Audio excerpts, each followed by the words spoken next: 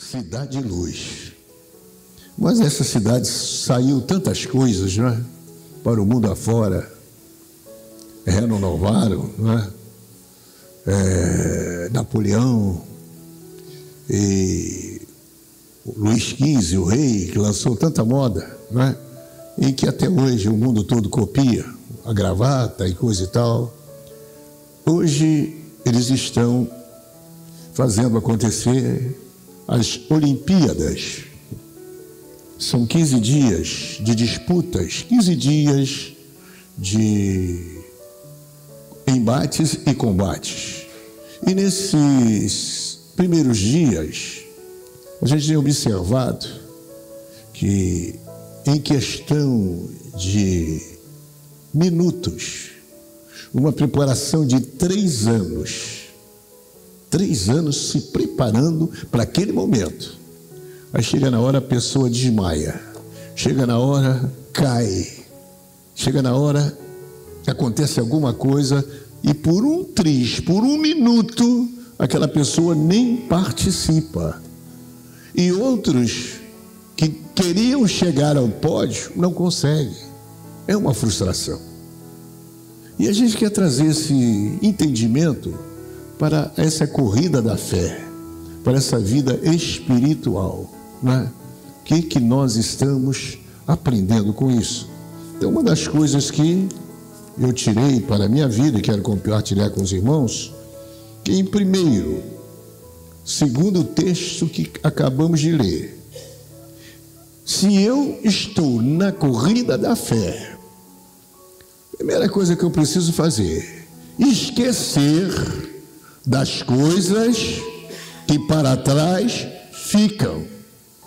Esquecer das coisas que para trás ficam.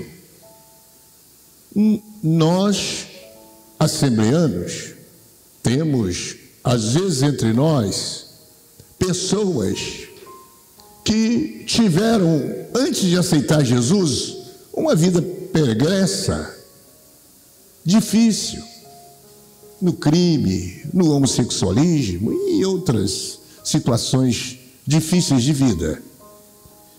E quando eles aceitam Jesus como Salvador, tem pessoas, pastores e tal, que pegam essas pessoas e começam a levar para lá e para cá para eles dizerem como é que assaltava, como é que fumava. Irmãos, não faz sentido. Ele estava num caminho que parecia direito, mas era de morte. Mas agora ele entrou num caminho corrida da fé.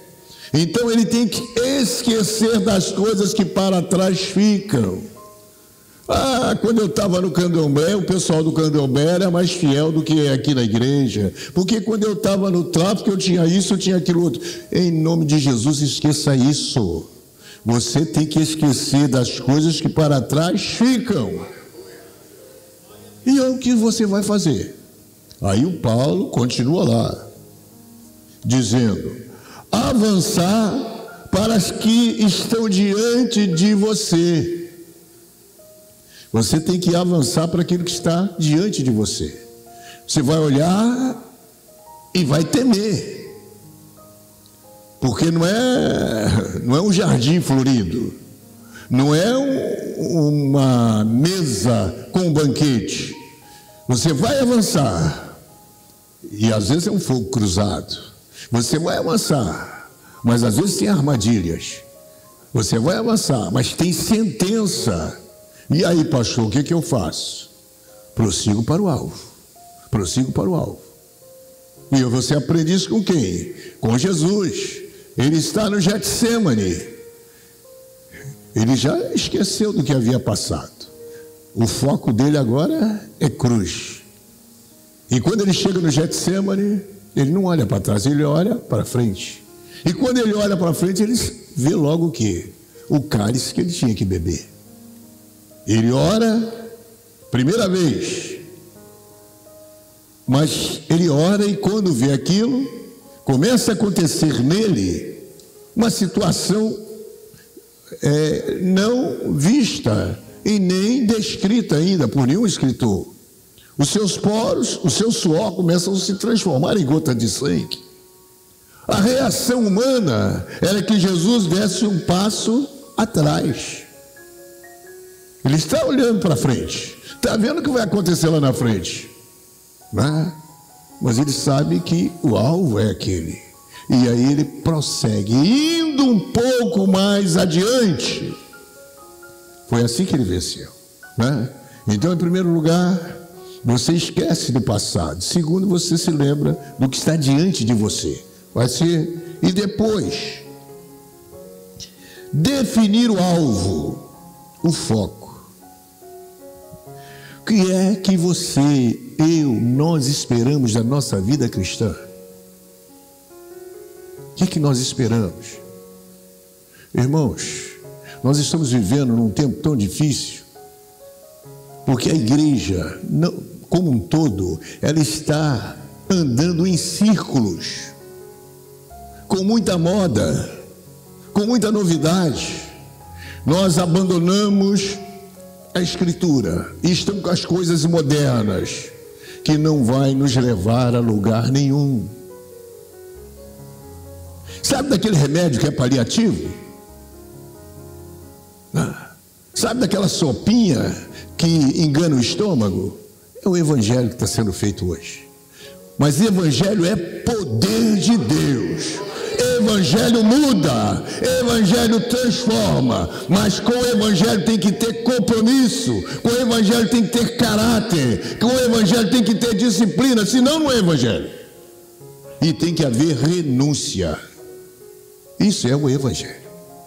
É boas novas, que é nova vida. Então a gente está andando em círculos. Outrora, no Brasil, qual era a pregação da igreja? Se você não aceitar Jesus, você vai para o inferno. Jesus vai voltar para buscar a sua igreja. Você falava de céu e falava de inferno. Falava de céu e falava de inferno.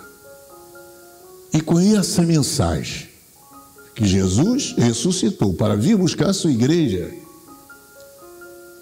o que aconteceu lá com o Império Romano?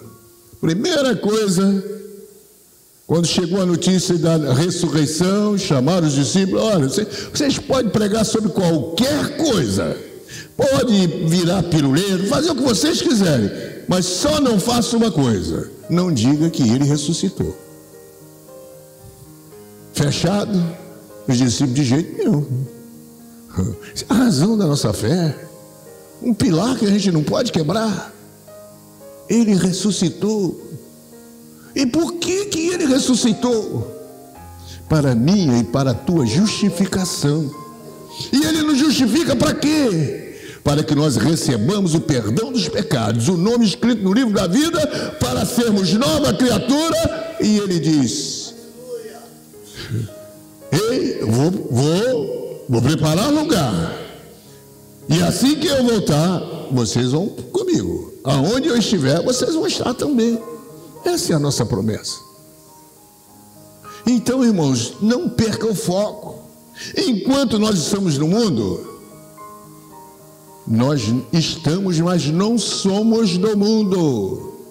Nós somos de Deus, filhos de Deus. Mas enquanto nós estamos no mundo, as nossas crianças precisam estudar, precisam ser orientadas, precisam ser vacinadas, educadas, para que cresçam, né, fisicamente, espiritualmente, né, e também na vida secular consigam algum lugar ao sol.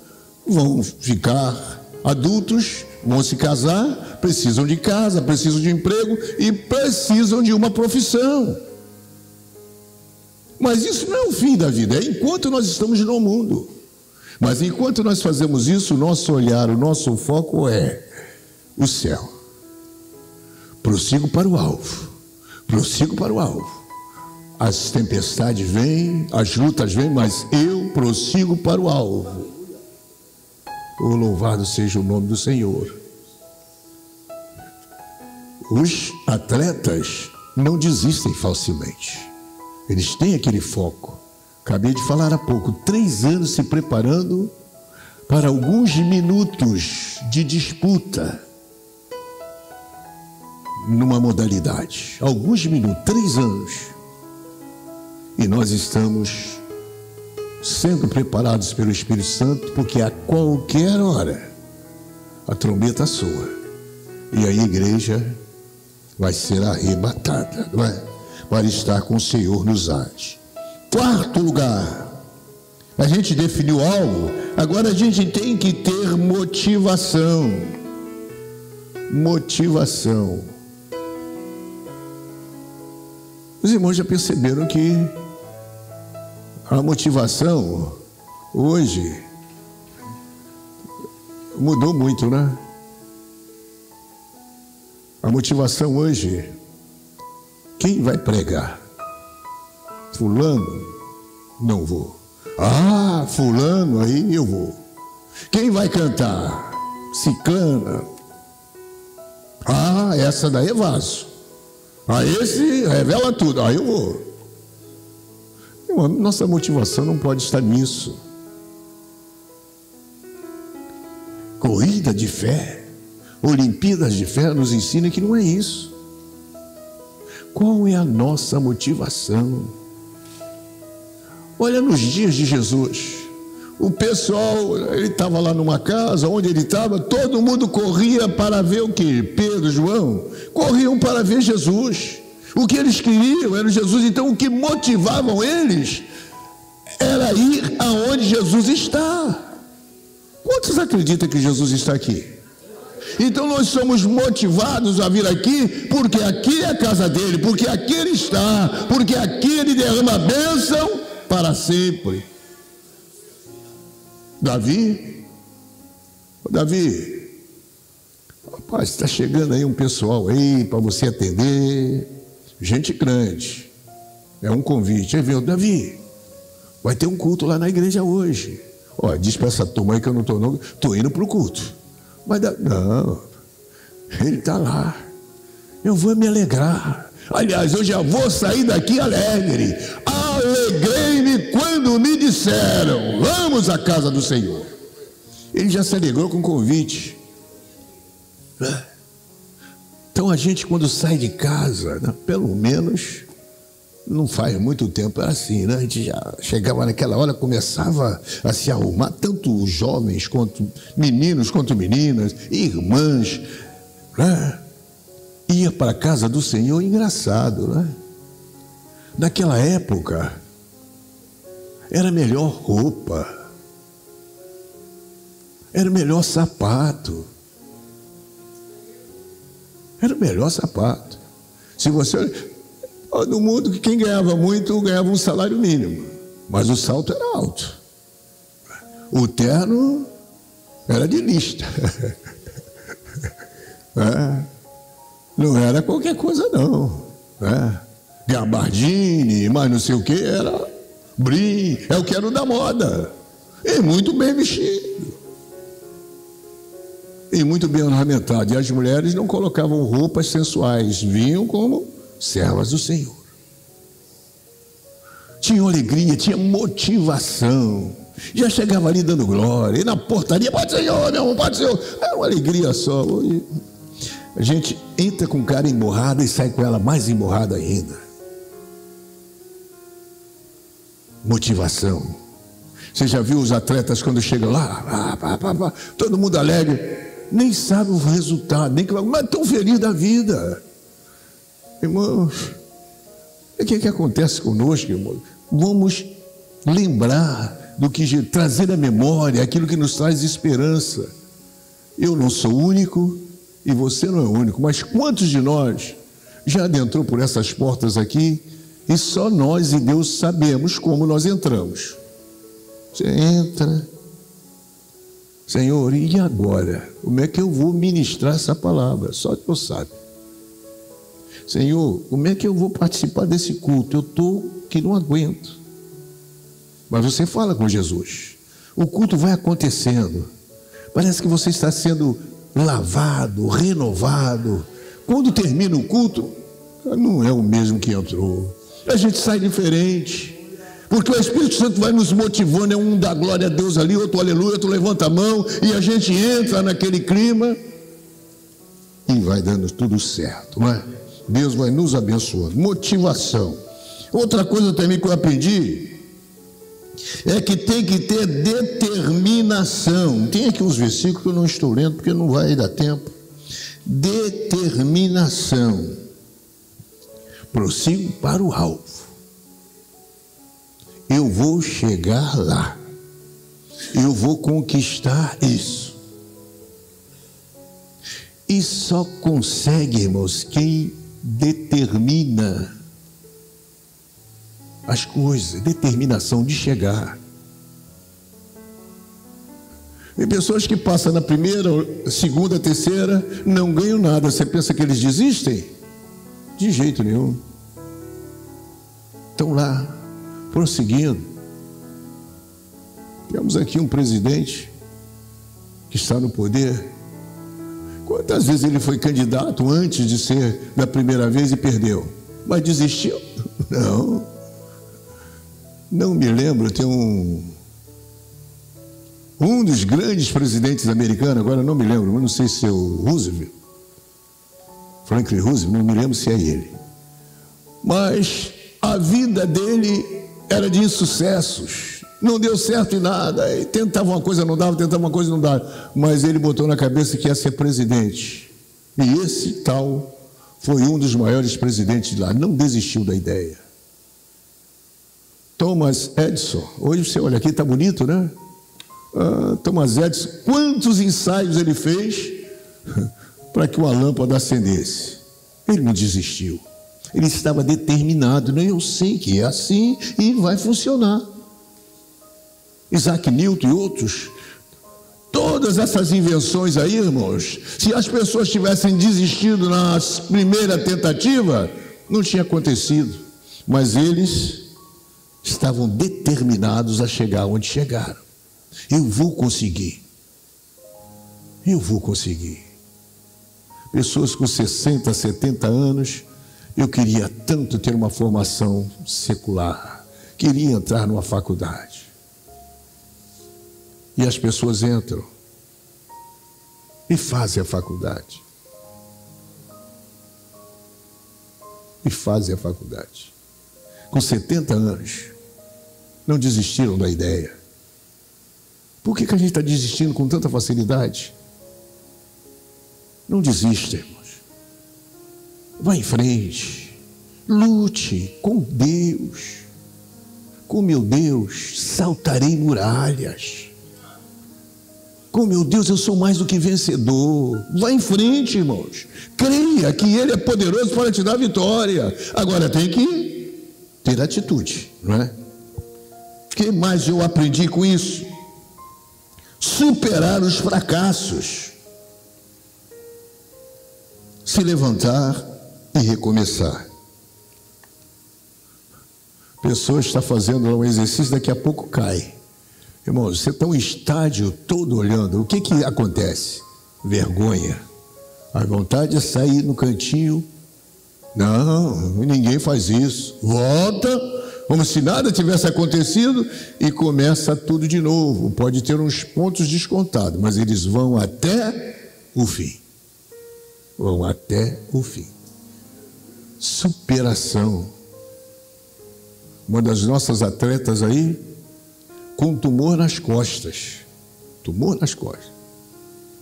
Mas ela foi lá em esgrima, fazer aquela coisa lá. Não aguentou de dor, mas ela pelo menos foi para competir e conseguiu ir lá. Não desistiu por conta do tumor.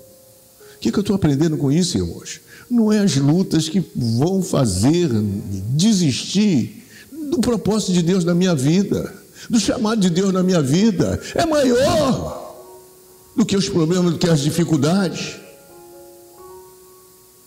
Porque Deus não vai que daqui a pouco eu chego. Não, só perguntar a Sadraque, Mesaque e Abednego se o anjo do Senhor chegou depois que eles caíram na fornalha. Se isso tivesse acontecido, não tinha encontrado ninguém lá. Eles já tinham virado cinzas. Mas o anjo chegou antes. Quando eu cheguei aqui, o meu Senhor já... E em qualquer lugar que você vai, Ele chega primeiro, Ele está primeiro.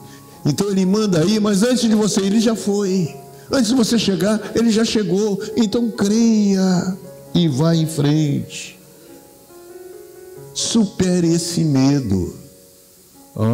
Vão rir de mim, vão falar isso, vão falar aquilo outro. E a fato, irmãos, medo, timidez é uma coisa terrível. Você precisa vencer isso. E só Deus para fazer isso. Aos meus 14 anos de idade, trabalhava numa empresa que existe até hoje, ali na Lobo Júnior, a Demilos. Um refeitório talvez maior do que essa igreja. E naquela época era uma das grandes fábricas, né? Horário de almoço, trabalhava na Rua Cuba e saía. A Rua Cuba ficava próximo à Avenida Brasil, até próximo ao viaduto. Tinha lá Móveis Circular da Penha, que ficava do lado. Sou da antiga mesmo, irmão. Estou velho mesmo, não tem jeito. E quando eu chegava lá, 14 anos de idade, eu pegava aquele banjejão, todo mundo subia, começava a comer e conversar. Que eu conseguia comer? Chegava com fome e saía com fome, e com o prato na mão. A timidez. Quando eu ia fazer assim com um garfo, parecia que todo o auditório tinha parado para olhar eu comer. Olha a cabeça da gente, né? Se todo mundo estava com fome igual eu, alguém estava pensando lá se o que eu ia comer, deixar de comer, mas a minha cabeça, até vencer isso, foi difícil. Timidez. Na igreja, estava disposto a fazer tudo, mas os meus líderes de mocidade já sabiam: por favor, não me dê oportunidade para pregar, para falar nada. Estou aqui para ajudar, mas testemunhar não é comigo. Uma timidez terrível. Ainda peça de Natal a gente fazia, né? Era outra coisa. Mas pregar, só Jesus. Não, era uma timidez. Aí as irmãs, da círculo de oração, minha mãe, irmã Zelina, irmã Tereza, e outras que passaram por aqui. Vamos ouvir o Zé Mário, ia lá na frente. Tem um super-herói aí, o The Flash, né? Não sei se vocês se lembram do The Flash. O homem mais rápido do mundo. Só que ele perdia para mim, né? Quando as irmãs pensavam que eu estava chegando, eu já estava sentado. Volta aqui. Aí orava para Deus fazer a obra. Mas a timidez precisa ser vencida. Timidez precisa ser vencida, né? Então a gente vai, com isso, a gente vai se superando. Nós não somos super-homens, mas nós precisamos nos superar. Temos dificuldades, temos limitações, mas o Senhor nos ajuda. Esforça-te e tende o quê? Porque tu farás, ou aleluia, ou tu vencerás, ou tu conquistarás. O verbo pode ser outro, mas que você vai conseguir, vai conseguir. Louvado seja o nome do Senhor. Sétimo, ser paciente e perseverante. Tem que esperar, porque uma das coisas que nos tira o equilíbrio é a impaciência. Você fica impaciente, você fica nervoso para lá e para cá, aí você perde o controle de si mesmo. E lá em Lucas está escrito o seguinte: na vossa paciência possuí as vossas almas. O que é almas? É a sede dos sentimentos. Se eu não tenho paciência, eu não consigo controlar os meus sentimentos. Então eu preciso ser paciente. Paciente. Chegou lá, tem uma série de coisas que para nos tirar do foco, mas você está impassível, tranquilo, aguardando aquele momento, né? Guardando aquele momento. Tenta estudar a Bíblia em casa. ou em qualquer outro lugar. Esse é fácil. Você vai ser interrompido. Na hora que vem aquele insight, né? Ou seja, aquela ideia que Deus está colocando no seu coração, um telefone toca, alguém bate nas tuas costas, aquilo, ó, some. E aí, não vou, não, Senhor, só que para voltar, só graça, não é, irmão João? Depois que vai, só Jesus, corta o fio, entendeu? Te tira do foco, mas a gente tem que voltar com paciência, e não podemos, não, você me atrapalha, não, calma, com silêncio, com tranquilidade, a gente está a serviço do reino, e aí Deus vai trabalhando, e aquilo que Ele quer falar conosco, Ele vai continuar falando. Então supere. No meu caso, lá a gente fala de mim, questão cor, e como eu tive que superar isso. E uma das coisas que eu entendi, com pouco entendimento, sem nenhuma orientação, é de que eu não podia ser o pior na classe. Entendeu? Não podia ser o pior na classe. Graças a Deus, todas as classes que eu passei, era um dos melhores alunos. Deus trabalhou na mente, me deu vitória. Mas era uma necessidade. Eu não podia, porque você é discriminado. Você percebe até na igreja a discriminação. Não, mas eu não posso desistir. Uns anos atrás fomos pregar numa igreja aqui, a mando do pastor Agostinho, disse: eu não vou, você vai me substituir. Tá bom. Manda quem pode, obedece quem tem juízo, né? Vamos lá. Olharam de alto a baixo. Ah, você está percebendo? Senta aqui. Quem é esse cara? O que ele vem fazer aqui? Vai pregar o quê? Alguém ainda disse assim: mas logo Mário não prega 10 minutos, como é que vai dar 1 hora para ele pregar? E tudo está chegando, mas a gente colocou nas mãos de Deus. E Deus, naquela noite, foi tremendo. Lá se tem mais de 25 anos. E um pastor que estava naquela noite lá, quando ele encontra comigo, ele cita exatamente aquilo. Eu me lembro daquela noite, aquilo que você pregou. Não fui eu, foi o que Deus que deu. Mas a gente passa, mas eu não posso me intimidar, deixar-me intimidar pelo inimigo, que uma das coisas que o inimigo faz é intimidar. Mas se você está na Olimpíada da Fé, está correndo essa corrida, você não pode ser intimidado pelos gigantes que surgem, pelas dificuldades que aparecem. Você não vai encarar por si mesmo, mas em nome de Jesus, eu vou contra ti, em nome do Senhor dos Exércitos. Parte para cima e vence, né? Com educação, com gentileza, sem ofensa, você vai vencendo e as pessoas começam a perceber que Deus está contigo, né? A mão dele é boa sobre você. 8, não ficar abaixo da marca estabelecida. Ai, Jesus, o que é não ficar debaixo da marca estabelecida? É o recorde, ou recorde, né? 100 metros rasos, um exemplo aqui, a pessoa faz em 2 minutos. É o recorde estabelecido. Então, se você quer ganhar aquela prova, você tem que correr no mínimo em 2 minutos. Porque todos os demais que correm 2 minutos querem baixar essa marca para 1 minuto, para menos de 2 minutos, né? Aí você tem que manter o nível, não perca o nível. Irmão, vamos ser sinceros, o nosso nível espiritual hoje é o mesmo de alguns anos atrás? Você ainda fala línguas estranhas como falava antes? Você ainda tem revelação de Deus como tinha antes?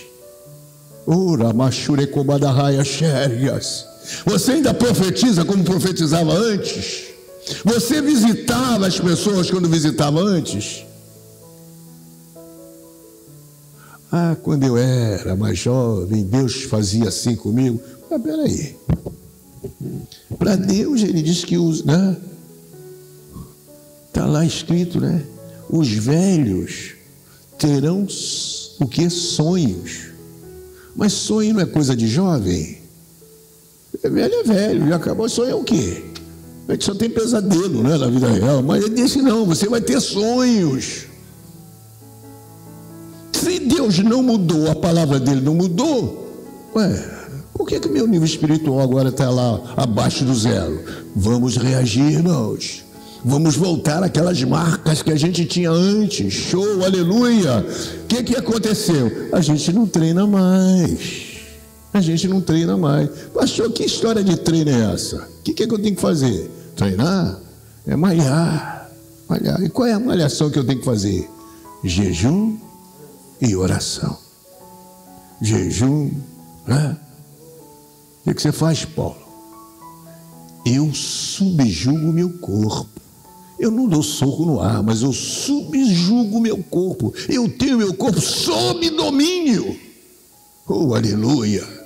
O corpo sob domínio. Então ele fazia todas essas coisas para poder superar e vencer.